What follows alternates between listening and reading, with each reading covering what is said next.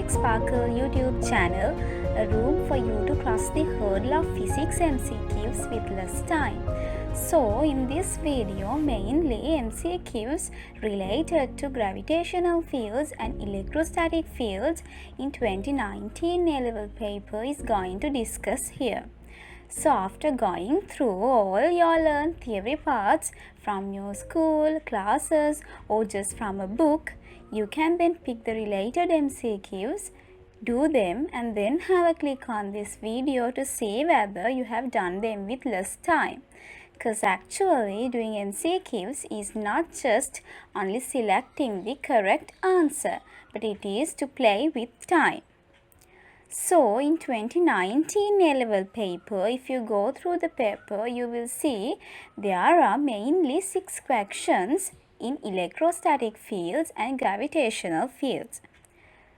Okay, now let's move on to the discussion. The 5th question in 2019 A-level paper, it's a gravitational field question and it touches mainly gravitational potential section.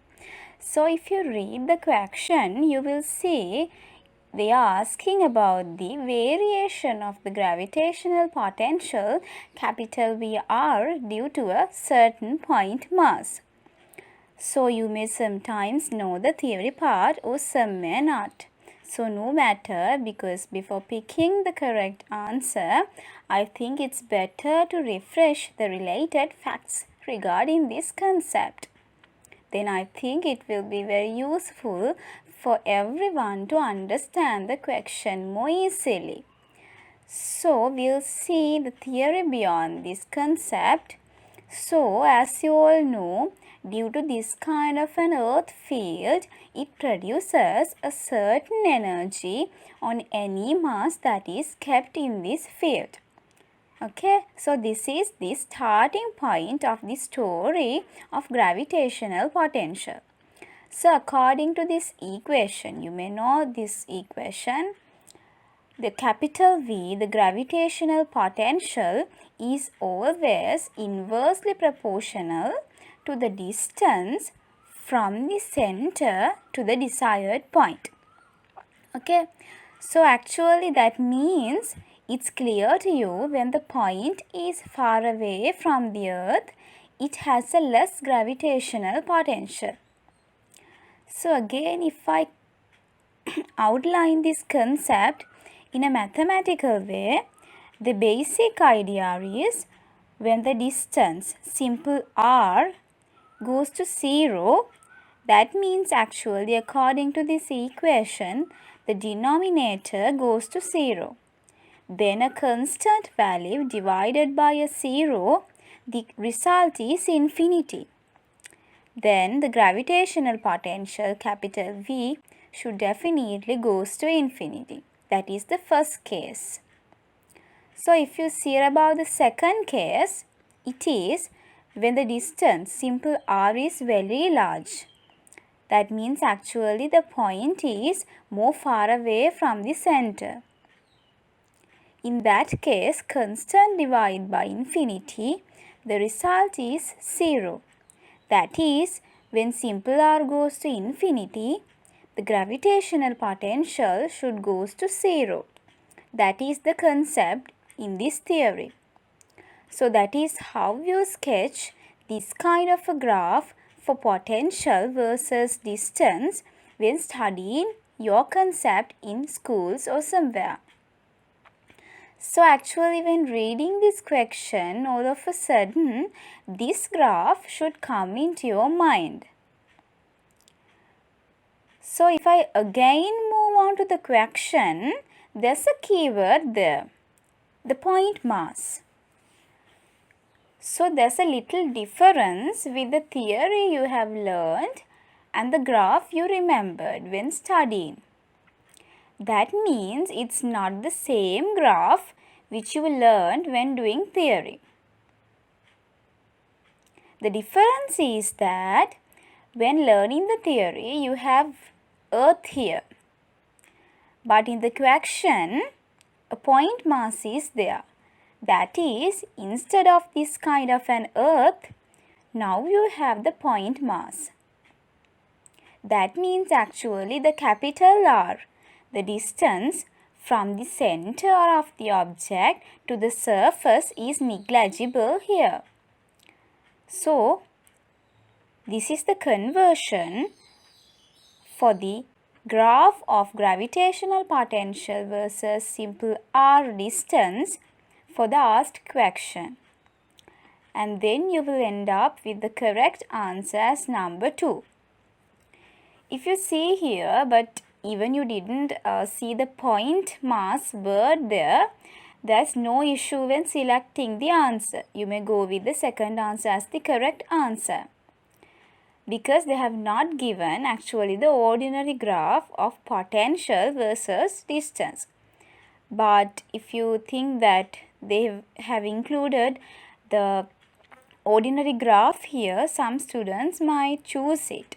So I think it's better to grab the important keywords when reading the question. Otherwise, you may go wrong when selecting the correct answer.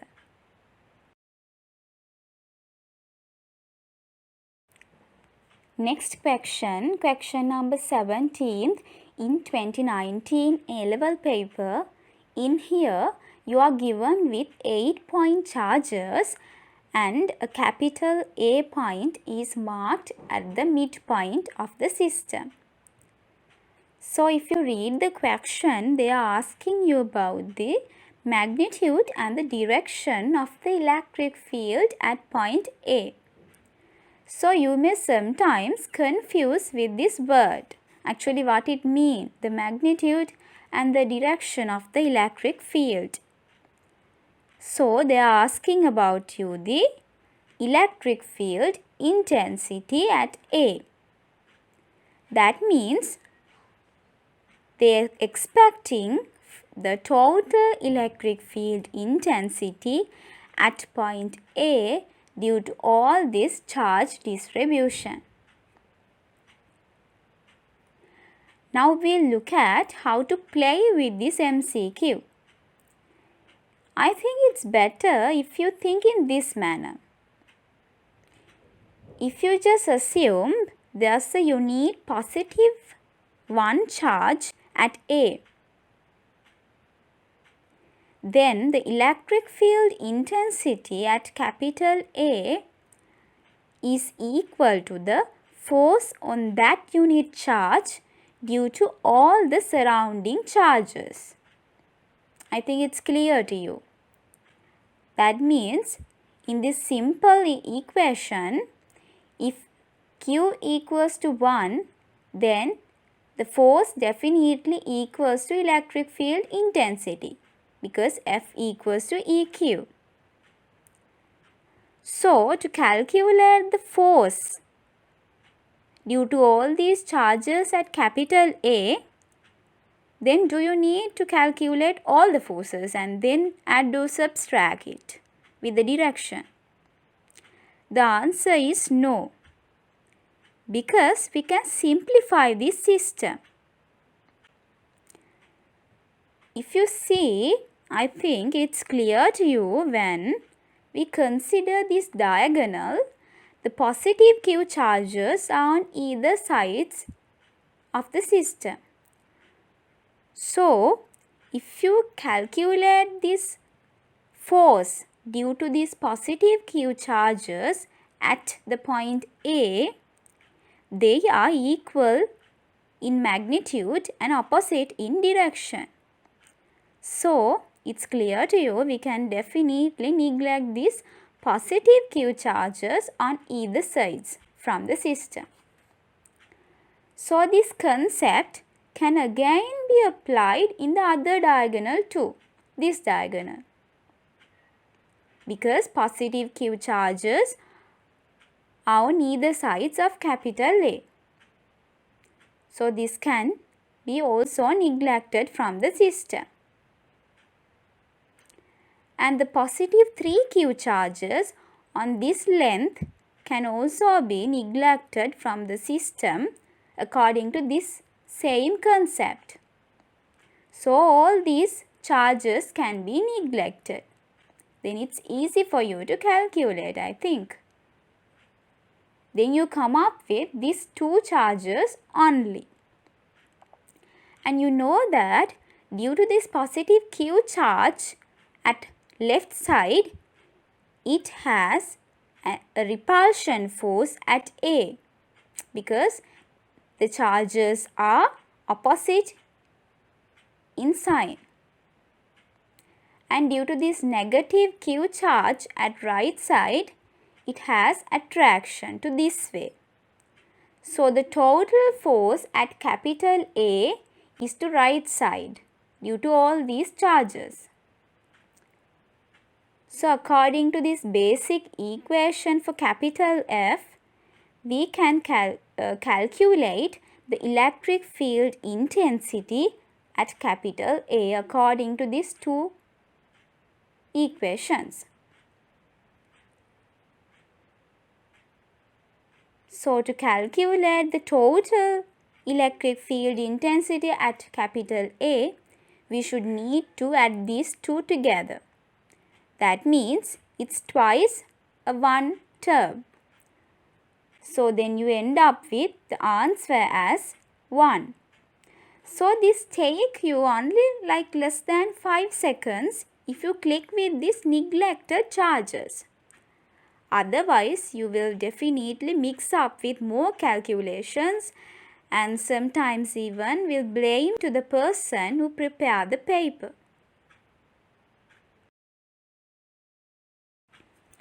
Next question number 21. Here you are given with a proton which moves from capital A to capital B point, the 2 points in two equipotential surfaces. And the work done for this movement is given in the data. And they are asking you the potential differences of AB, BC and CA. So let's see how to play with this MCQ. And according to the work done equation, the known equation W equals to VQ, here W means the work done for a certain movement, capital V is the potential difference between the 2 points where the particle is moving, and Q is the charge of the moving particle. So according to this equation, we can calculate the potential difference between capital A and capital B points, because the work done for the movement in AB is given. So we can apply this equation and find VAB as 2 volts. The work done for the movement is given, it's W. But the charge for the proton is not given them by direct manner. But they have given the charge of the proton as charge of the electron. And you know that the charge of the electron is equal to the charge of the proton in magnitude wise. So you can use that data to simplify this equation, and you will come up with VAB as 2 volts. And the other case is the potential difference between A and C points should be definitely equals to 0. The reason is that they are the 2 points in the same equipotential surface. So VAC should be equals to 0. And the other thing is that VAB then equals to VCB. How is that? We are replacing capital A with capital C because A and C potential difference is 0. So definitely VCB is 2 volts as it's equal to potential difference at AB. So then VBC is the negative value of 2 volts. So this is the simplest way, I think, to solve this MCQ. and you will take only 2 to 3 seconds to get this correct answer as number 1. Let's move on to the next question. Question number 22. It's a gravitational field question. If you read the question more carefully, in this question you are given to find the acceleration of a celestial object which is placed at the midpoint between Earth and Moon. That means there's a celestial object on a certain point, and then Earth and Moon are on either sides of this celestial object. So before solving this question, I think it's better to jot down this data accurately, because in the sentence it said about a comparison in between the masses and the radiuses. So according to the figure, if you assume the mass of Earth as capital M, then the mass of Moon should be 0.0123 capital M, because it's given in the data. The mass of proton is 0.0123 times the mass of Earth. So let's see mass of Earth as capital M, then mass of Moon as 0.0123 capital M. And also, if the distance or the radius of the Earth is capital R, then the distance between two centers, that means capital O1 to capital O2, is 60 R.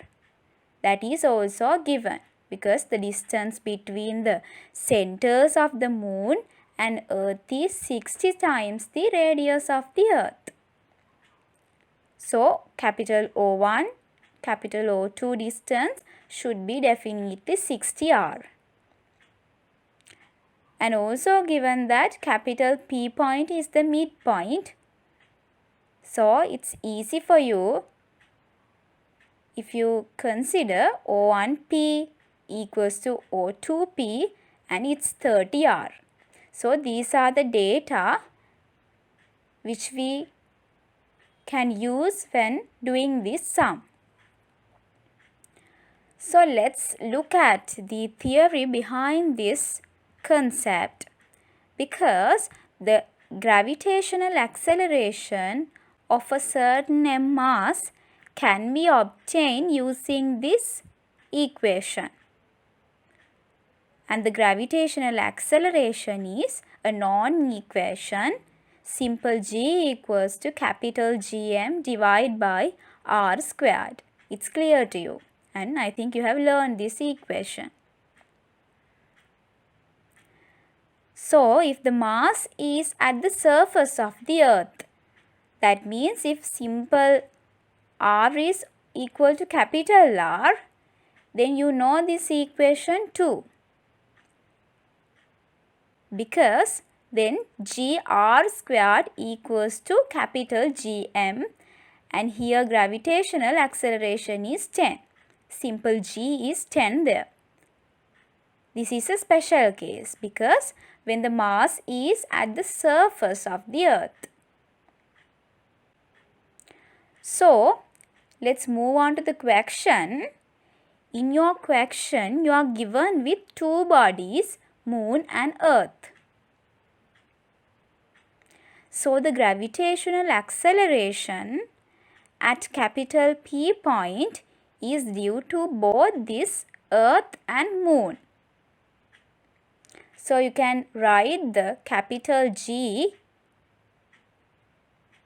according to this equation. The gravitational acceleration at point P due to Earth is the first term, and the gravitational acceleration at point P due to Moon is the second term. So this is a complex calculation if you solve this. But I think it's no need to simplify it in traditional manner. So if you see clearly the second term, the gravitational acceleration due to this moon can be neglected because something a smaller value divided by 900 r squared. So it's negligible. So then you come up with only this earth term. And the other is that you are not given the g or the m value, you are not given. So you can simplify it using the previous equation. Gm, capital Gm is equals to simple gr squared, where the simple g is equals to 10, gravitational acceleration. So you can write this in this manner and get with this simple answer. And after simplifying it more easily, you will come up with the second answer as the correct answer.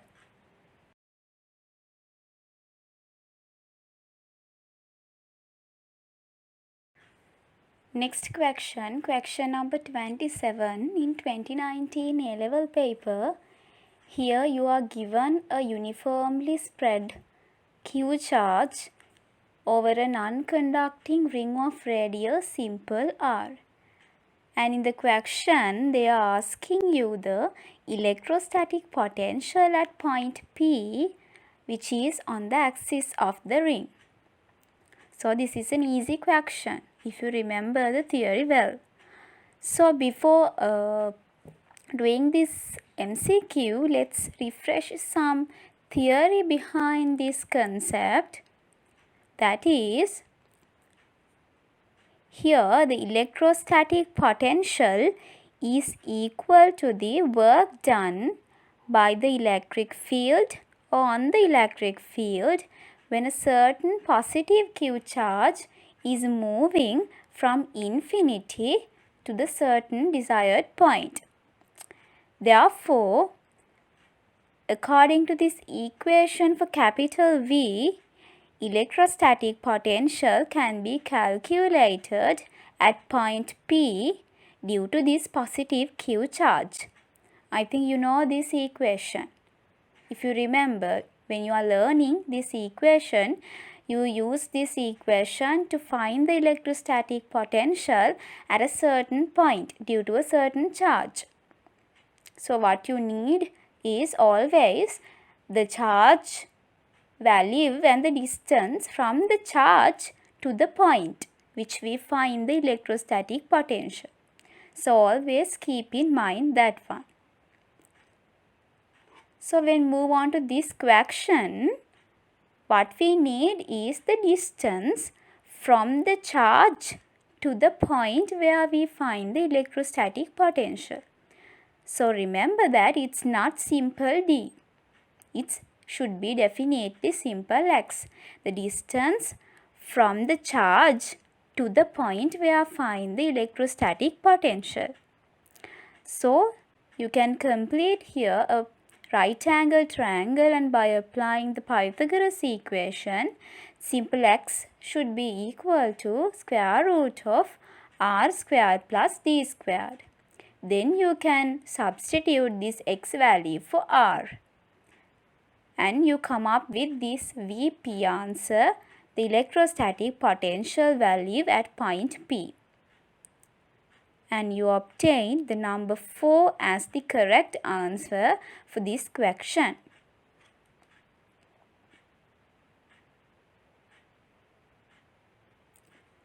The last question in 2019 A-level paper, question number 29.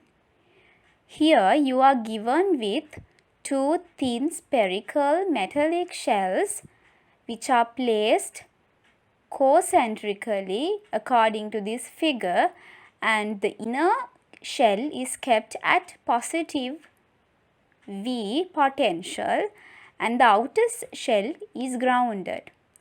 So you are asking about the graph, the variation of the electric field capital E from the center with the distance. So let's move on to the discussion. If I draw the figure again, in here they have told you that capital V is the potential given to the inner surface. So there's positive charges at the circumference of the inner shell. So you know that due to this positive charge at the outer circumference of the inner shell, there's an induced negative charge at the inner surface of the outer shell according to this shown figure. And then from positive to negative, there's an electric field acting in according to this figure. And the other case is that we know that inside the shell, the electric field intensity should be 0. How it happened? Because if we consider a certain Gaussian surface, that means if we consider the Gaussian surface as the circumference of the inner shell, we know that then the charge that is enclosed inside the Gaussian surface is 0. The net charge is 0. Therefore, definitely the electric field intensity inside the shell should be 0. So that is the concept if we analyze this charge distribution. So here you can see that the electric field intensity graph versus x distance is in this manner, because from the center to the simple r distance, the radius of the inner shell, the electric field is intensity is 0. That is why it touches the origin value. And then it have a positive charge, positive V. So it shows you a positive electric field intensity value. Then it should definitely go to a minimum value. And after that, outside the system, outside the layer, in the outer layer, the electric field intensities should be definitely sudden drop. It should be 0 because it's grounded. So that's why after capital R radius, it is a 0 value. So this is the figure for the electric field intensity versus X graph for this given diagram. And you will definitely end up with the second answer as the correct answer.